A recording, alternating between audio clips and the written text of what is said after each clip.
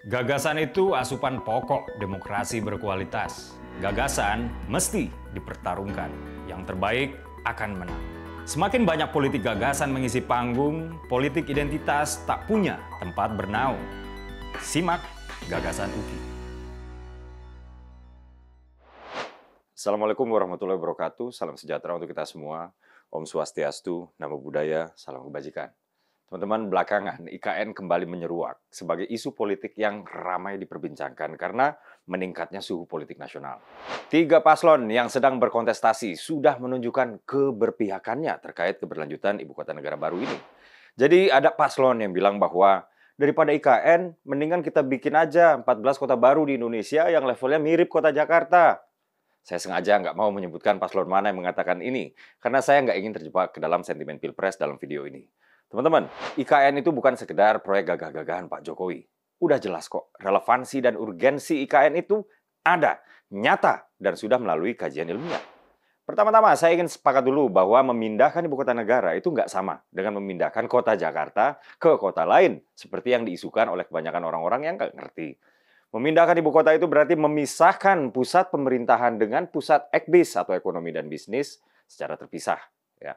Ini penting dilakukan agar tidak terjadi 1. Kepadatan penduduk yang berlebih di kota yang menjadi pusat pemerintahan dan pusat ekbis sekaligus. Dan juga 2. Pemusatan ekonomi hanya di satu titik tertentu, sementara negara tersebut sangat luas. Contoh, negara yang sudah melakukan ini adalah Amerika Serikat dengan Washington DC, New York City, Australia, Canberra, Sydney, New Zealand, Wellington, Auckland. Nah, bagaimana dengan Indonesia? Saat ini, Jakarta masih menjadi pusat pemerintahan sekaligus pusat ekbis. Tadi saya bicara kepadatan penduduk berlebih. Begini, Jakarta memiliki jumlah penduduk 10,6 juta jiwa pada 2021 kalau merujuk kepada BPS. Dengan luas wilayah yang cuma 661,5 km persegi, Jakarta menjadi kota yang sangat padat sekali. Singapura, sebagai perbandingan, kepadatannya adalah 8 ribuan orang per kilometer persegi. Sementara Kuala Lumpur, ibu kota Malaysia, kepadatan penduduknya adalah kurang lebih 8 ribuan orang per kilometer persegi. Nah, DKI Jakarta berapa? Kurang lebih sama dengan Singapura dan Kuala Lumpur digabung, yaitu 16.704 orang per kilometer persegi. Teman-teman, setiap manusia melakukan setidaknya 2 aktivitas ekonomi, yaitu produksi dan konsumsi. Ketika dia melakukan aktivitas produksi, dia akan menghasilkan limbah. Ketika dia melakukan aktivitas konsumsi, dia juga akan menghasilkan limbah. Itu baru aktivitas ekonomi, belum aktivitas sosial, politik, dan lain-lain. Nah, terdapat 2 jenis sumber limbah, limbah rumah tangga dan juga limbah industri ya, atau yang sehari-hari kita sebut keduanya sampah. Tahu nggak teman-teman, kalau DKI Jakarta memproduksi 7.500 ton sampah per hari, dan ini kalau kita visualisasi, sampah per hari itu sebesar Candi Borobudur. Nah, teman-teman, alam memang memiliki kemampuan untuk beregenerasi, tapi terbatas. Kalau sudah bicara limbah sebesar itu terkumpul dalam sehari, ini udah pasti melebihi daya dukung alam. Nah, kemudian dampak dari penggunaan air bersih yang mayoritas berasal dari air tanah nih. Ya. Menurut temuan DPRD DKI pada tahun 2021, baru sekitar 64% warga DKI yang mendapatkan akses pipa air bersih. Itu pun sebagian dari 64% tersebut ya, itu masih tetap juga menggunakan air tanah. Jadi air pipa dari PAM iya, air tanah juga iya. Sisanya yang 30 sekian persen itu masih pakai air tanah untuk memenuhi seluruh kebutuhan air mereka. Maka nggak heran, statistik sektoran Provinsi DKI Jakarta mencatat bahwa konsumsi air tanah hampir mencapai jutaan kubik per tahun. Jakarta Selatan tercatat sebagai wilayah yang paling tinggi konsumsi air tanahnya. Pertama, karena Jaksel adalah daerah dengan kepadatan penduduk yang tinggi. Kedua, karena distribusi pipanisasi yang kurang merata. Berbagai lembaga riset menguak permukaan tanah di Jakarta amblas dari 6-11 cm setiap tahun. Sebut aja BPPT, Tokyo Institute of Technology, hingga UI yang membuka tabir ini. Di samping perubahan iklim sebabkan permukaan air laut naik. Jadi kalau air tanahnya turun, air lautnya naik, nggak heran dong. Pak Jaya Arif Nasruddin, Direktur Utama Perumda PAM, mengatakan bahwa dengan eksploitasi air tanah yang berlangsung terus-menerus, diprediksi 90% wilayah Jakarta akan tenggelam tahun 2050. Sebuah prediksi yang sama telah disampaikan oleh para ahli. Singkatnya, dengan DKI menjadi pusat pemerintahan dan pusat ekonomi, DKI menanggung beban kependudukan yang luar biasa hebat. Hal ini sudah berlangsung sangat lama. Untuk selamat, Jakarta butuh solusi radikal. Setidaknya ada hampir sejuta ASN pemerintah pusat. Memang pemindahan ASN ini bertahap ya, dari yang paling kecil sampai nanti keseluruhan hingga keluarga mereka bisa hidup di IKN.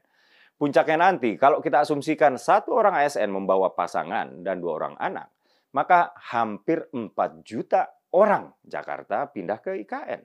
Sementara pusat ekbis ya tetap di Jakarta. Jakarta akan lebih kondusif untuk berbenah diri. Itu dia kenapa pemindahan ibu kota ini menjadi penting. Singkat cerita, karena paradigma pembangunan yang Indonesia sentris ya, supaya pengambilan kebijakan negara dilakukan persis di tengah peta Indonesia yang tentunya berdampak terhadap kualitas kebijakan itu sendiri dan dampak sosial ekonominya, juga alasan geopolitik serta dalam rangka menyelaraskan dengan cita-cita Bung Karno. Maka disepakatilah IKN baru di Penajam Pasir, Kalimantan Timur. Udah terbuat pula, teman-teman, Undang-Undang IKN oleh DPR RI. Ini artinya pembangunan IKN yang sedang dilakukan oleh Pak Jokowi kini adalah mandat undang-undang. Justru sebuah pelanggaran kalau eksekutif nggak menjalankan amanat undang-undang. Jadi melanjutkan pembangunan IKN itu bukan cuma penting untuk Jakarta, tapi juga baik bagi keberlanjutan pembangunan ekonomi yang Indonesia sentris tadi. Kembali, setelah ramai diperbincangkan, bahkan dikritik habis. Bukan Pak Jokowi namanya kalau nggak kerja, kerja, kerja. Bukan bicara, bicara, bicara. Dikutip dari kantor berita CNN Indonesia, Pak Jokowi mulai membangun markas TNI dan markas Polri di IKN. Markas Komando Distrik Militer Kodim ya, di IKN dibangun di tanah 3,29 hektar. Pak Jokowi berkata markas militer ini akan dibangun dengan konsep bangunan ramah lingkungan atau green building. Di daerah ini dibangun kantor Kodimnya, hunian personel, pos, dan rumah jaga, gudang amunisi, ada aulanya, dan juga prasarana pendukung lainnya, kata Pak Jokowi di IKN Kamis minggu lalu ya. Sementara kantor kepolisian Resor IKN dibangun di lahan 12 hektar. Polres IKN sendiri akan diperkuat 750 orang polisi yang disebar ke 6 polisian sektor atau polsek. Polres IKN dibangun dengan kekuatan teknologi mutakhir. Pak Jokowi ingin kepolisian di ibu kota negara baru adaptif terhadap perkembangan teknologi. Kata Pak Jokowi, tadi saya disampaikan oleh Kapolri bahwa akan ada CCTV di semua sudut-sudut.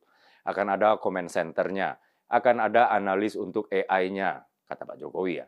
Dengan kecanggihan ini, Pak Jokowi pengen IKN menjadi contoh dalam penanganan kriminalitas. Lanjut kata Pak Jokowi, akan kita jadikan contoh bahwa ibu kota Nusantara adalah ibu kota yang aman dan tidak ada kejahatan sama sekali ke depan yang berkaitan dengan kriminalitas, kata Pak Jokowi ya, saat groundbreaking kantor Polres khusus IKN Kamis minggu lalu. Maju terus IKN, kerja ikhlas terus Pak Jokowi. Saya Dede Prayudi, wassalamualaikum warahmatullahi wabarakatuh.